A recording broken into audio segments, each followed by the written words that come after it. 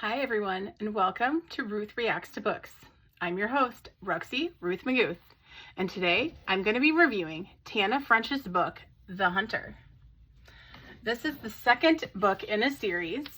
The first book is called The Searcher, and this is the Cal Hooper series by Tana French.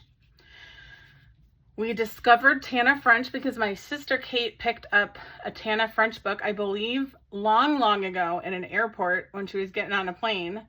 And so she picked up a random Tana French book that I don't know that it was necessarily in a series, but we all started on The Likeness, which is a different Tana French book. And so all of Tana French's books are mystery novels that take place in Ireland. And they're usually like slightly related. I believe this is the first one that's actually a series. Like, she's never had books that actually had the same people in them before.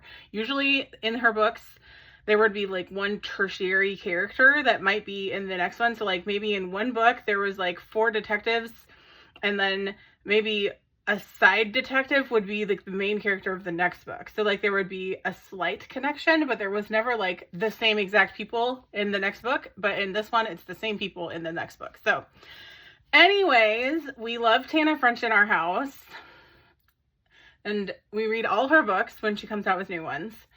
She's always amazing. I gave this book 5 stars. So, because I always give her book 5 stars. I think that she's a wonderful author. She lives in Ireland. You know I love Ireland. So let's get to it. I'm going to read the inside cover. I'll tell you what I liked, what I didn't like. And then I'll tell you about what food I've shared with you that goes along with this book, and why I picked out my nail set that I'm wearing to go along with this book. All right. So, it is a blazing summer when 2 men arrive in a small village in the west of Ireland. One of them is coming home. Both of them are coming to get rich.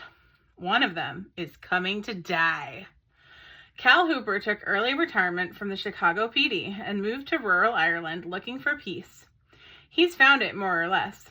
He's built a relationship with a local woman, Lena, and he's gradually turning Trey Reddy from a half-feral teenager into a good kid going places. But then Trey's long-absent father reappears, bringing along an English millionaire and a scheme to find gold in the townland. And suddenly, everything in the 3 of them have been building is under threat. Cal and Lena are both ready to do whatever it takes to protect Trey, but Trey doesn't want protecting. What she wants is revenge. From the writer who is in a class by herself, the New York Times, a nuanced, atmospheric tale that explores what we'll do for our loved ones, what we'll do for revenge, and what we sacrifice when the two collide. All right, so what did I like about the book? Well, you know I like Ireland. So I always like stories that take place in Ireland. I like Cal and Lena.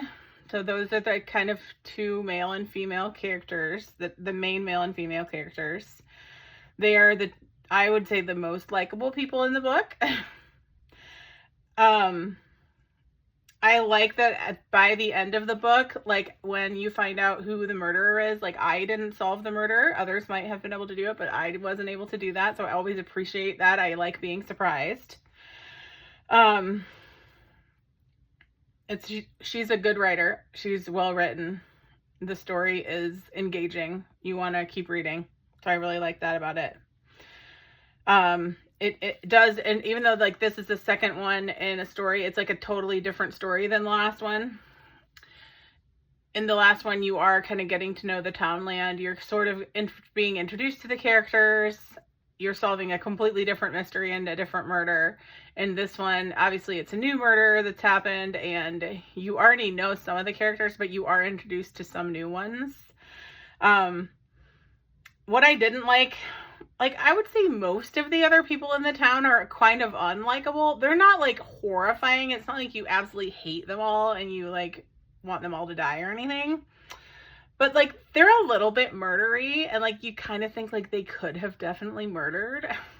And if you're pretty sure they didn't murder, then they're definitely slightly gossipy and you don't really like them. So there is that.